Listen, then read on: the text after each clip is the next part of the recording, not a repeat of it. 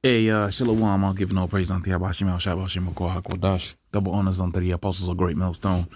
And on brothers to be pushing this truth in sincerity for the four corners of the earth. And the brother I body here, coming out here to give you this truth for the grace and mercy of Yahabashim al Shabashim Kodash. I've been looking at this number, or this comparison between the pound and the dollar, ever since Truss was in the Prime Minister of the UK.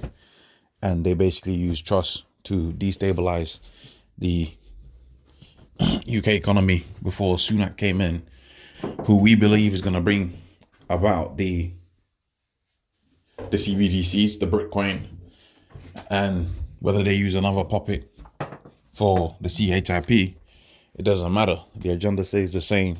The puppets may change.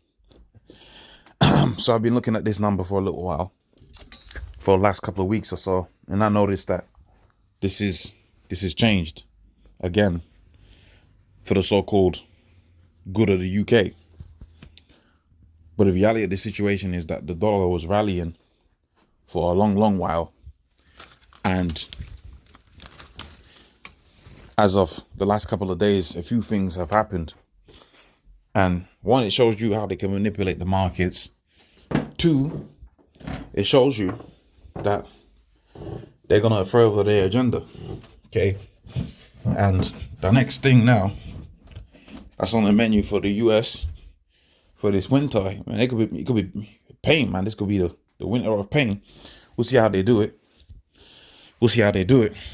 But I think one of the reasons that they mentioned was a problem, if I could pull it up, was mortgages.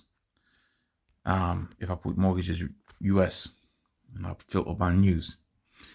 So the US mortgage rate soars past 7% for the first time since 2002. US mortgage rates 7% highest in more than 2 years. Yeah, you were sitting at home eating your Twinkies, right? Your goodies, whilst the government was paying you to stay at home during the C-19 thing. Now inflation's gone out crazy, and as a result, the Federal Reserve raised them rates, and now you got the mortgage rates going out there. So there's probably going to be a housing crash at some point, both within the US and the UK. You know, I can't tell you when that's going to be, but everything's kind of pointing towards that direction.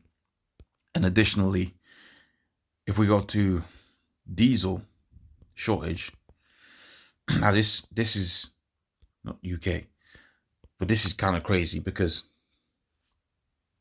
when you know that the backbone of the economy is the housing market, and in addition to the housing market, so if people are making money off their houses, usually the economy is doing pretty damn good.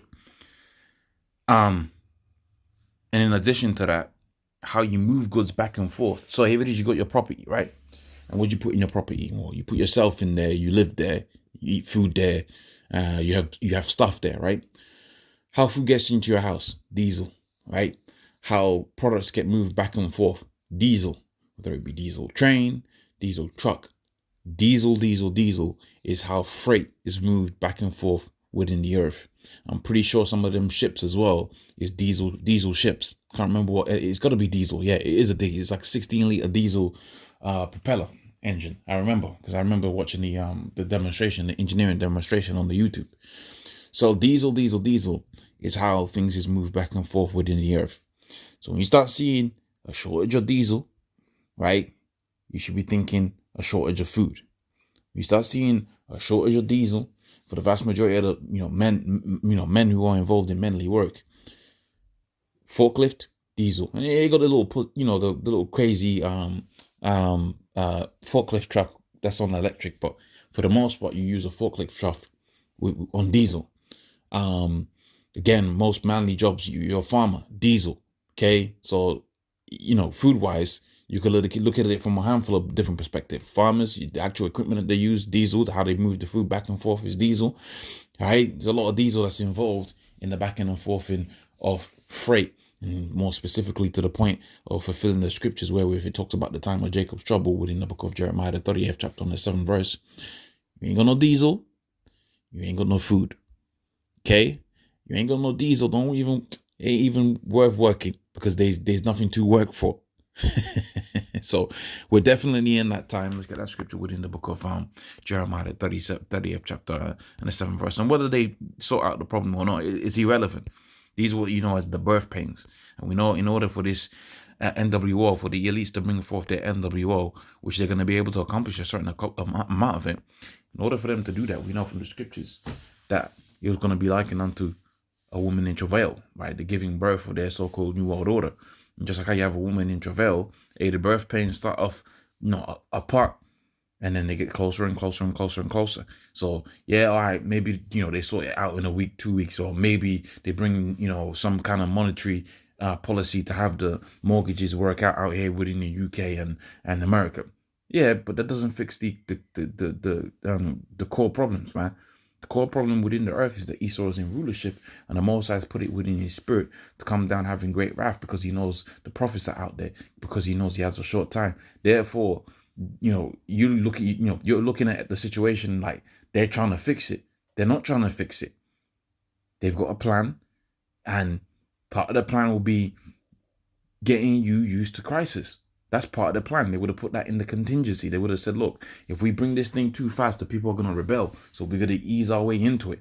So where we are within the easing phase, right? The proverbial frog boiling within the water slowly, wherever we are, it remains to be determined. But what do we know? We know that the water's boiling. Okay, we know that the water's boiling and the frog's burning out there. Just to use that analogy, right? Because they say if you put a frog in boiling water and you slowly increase the temperature, it's gonna stay in there. That's the people within this world, right? Esau's increasing the crises, and you're like, yeah, we fixed that one crisis. Like they had the petrol price increase at the beginning of this year. And petrol was going to madness. It was like nearly £2 a litre, right? And people were rioting and protesting, and then they went down. Now it's quite cheap, right? To get petrol. But the reality of the situation is that that was the crises that's spoken about within the scriptures, and they was going to become increasingly more frequent, and they're going to start overlapping soon. Right now you got one crisis, all right, finish that crisis, you start another one. Yeah, we're getting into a stage where it's going to be overlapping crisis, because Esau wants that. That's how he's going to bring forth his MLTB. Jeremiah 30:7. Alas, for that day is great, for none is like it. It is even the time of Jacob's trouble, but he shall be saved out of it. So the Most High is going to have it to where the children of Israel are going to be saved out of the time of Jacob's trouble. The elect of them that depend upon Yahweh Bashim Shai. So that's the video with how I say, all praise unto Yahweh Bashim Shai, Bashim Kwaku, Dash, double honors unto the apostles, great millstone. I want you brothers to be pushing this truth in sincerity. Shalom.